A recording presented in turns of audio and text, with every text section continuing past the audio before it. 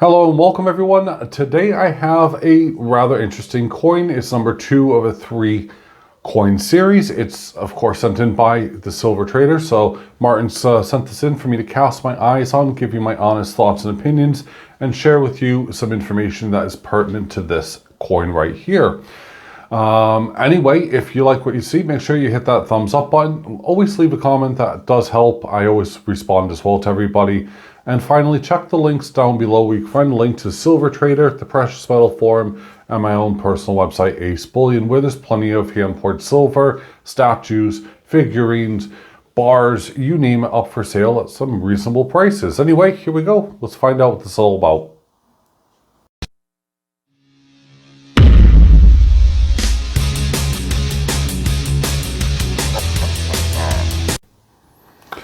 So here we are, 2023, the Merlin Arthur Myths and Legends coin, number 2 of 3 in the series. Let's have a look first at King Charles. Oh, I can't believe I made that there.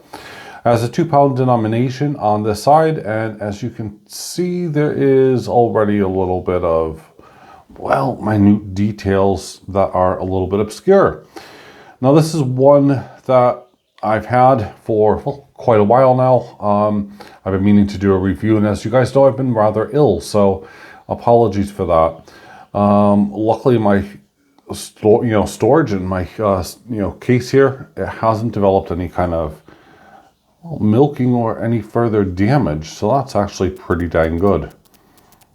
Just having a look here to see, there's actually a little mark here underneath the neck. I'm not quite sure what that is. I'll have to do some research on it. It kind of looks like a name really, or initials, but I'm not sure.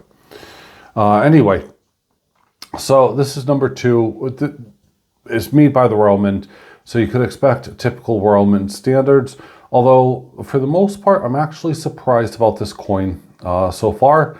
It hasn't actually been as horrific as, well, I've seen in the past. We've all seen them where Queen Elizabeth's face has always been, scratched up over and over and over. Give it time, I'm sure the die will wear out and they won't bother replacing it. It has a reeded edge going all the way along the side of it. And here we go. We're going to have a look here at Merlin. Okay, there we go. So we got Merlin, 1 ounce, fine silver, 3/9, 2023. And it's actually just, well, like hold it here for a second in this light. It's actually a really nice image. You got Merlin the Wizard off on the left here with his holding onto his big staff, pointing with his right hand. This kind of ominous clouds, what appears to be like in the background. And actually, they've done a really good job with the toning of, using the textures on the silver. There is, however, a warning on Silver Trader's website, which is, be warned. Because, of course, these are from the Royal Mint, expect milking, scratching, and, well, just typical Royal Mint standards. I have found a couple of minor flaws with this, so don't expect a perfect gradable coin by any aspect. This is a BU coin, and this is, well, it's the Royal Mint. Anything that isn't completely milked over, or I don't know, if you can see an image, consider yourself lucky. But this is actually a good image. Let's zoom in a little bit here. So there's Merlin, and there's actually a lot of attention to detail there. I think my beard at the moment is just about as big as his.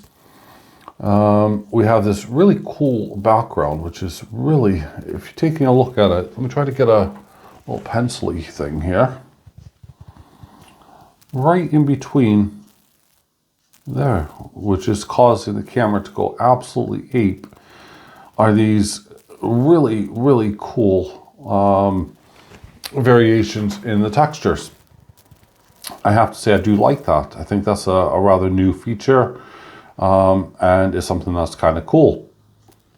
As I said, you can see here on the rim, it does have some minor details. I assume that's because when they come, they're stacked on top of each other. Of course, Martin puts them in individual capsules as safely as he can. Look at the owl there on Merlin's shoulder, as you can see right there. A really cute little owl, kind of almost lost. I think the owl would have been better without, actually, without even being in the picture. The owl would have been better. Merlin would be much better. You have, there you go, kind of the full half moon, if you like, right there in the center. Of course, he has his half moon there, holding on to his staff, which again twists and winds as if it has some kind of like jungle leaf or ivy or whatever going around it. Lots of various symbols. So I'm not sure if this is actually druids or just make-believe stuff, but there's lots of cool symbols going, on his wrist, there. And yeah, there we go. Apparently there's a, right here, this is a sickle, which Merlin uses. The Royal Mint makes a statement to make this as a feature. Personally, I would use this as, the staff, but this sickle here apparently is a golden sickle attached to his belt, and it's essentially to gather mistletoe. Wow, okay, well, you could have shown more than just a handle and a little tiny bit of the actual sickle itself. But that being said, it's not a bad representation at all. I think it's too busy, believe it or not, for me. Even though there's plenty of openness and space, I think Merlin takes up the majority of it. So get rid of the owl. I don't know. Have maybe someone else do it. This has a potential, or had a potential, to be really awesome. And I think a lot of you guys out there who do colorizing of, enameling of coins, this might be one actually to get into, because, well, imagine the purples and the amazing colors that could actually be added to the background and to Merlin himself and the staff, and I mean, it really could be a amazing coin, in my opinion. But sadly, yeah, it's not one for me. This whole series hasn't been one, and the previous one that we've done with the whole Robin Hood and all of that was just horrific as well. I don't know what the Royal Mint are trying to do, whether they're resurrecting kind of old folklore or whatnot, or if they're just kind of stuck in a design loop. I really don't know, but let me know what your thoughts and opinions are on that, because I'm kind of a little bit confused into what direction they're going at. Now, later this week, I have 2 coins from the Pressburg Mint, which I'm actually looking forward to reviewing and sharing with you guys. I think that that'll be a lot of fun, and I think that'll be something rather interesting. And of course, it also means that, well, now I can actually send a package back to Martin, because I have a rather large package I do need to bundle up, so he'll be getting a package very soon. And then, of course, we go from there. So this week is going to be Wednesday, and on Friday I have 2 different Pressburg Mint coins. Have a look on Martin's website. Let me know which one you want me to feature first out of the 2, and we'll go from there. Anyway, thanks for watching. Have a great day. Bye for now.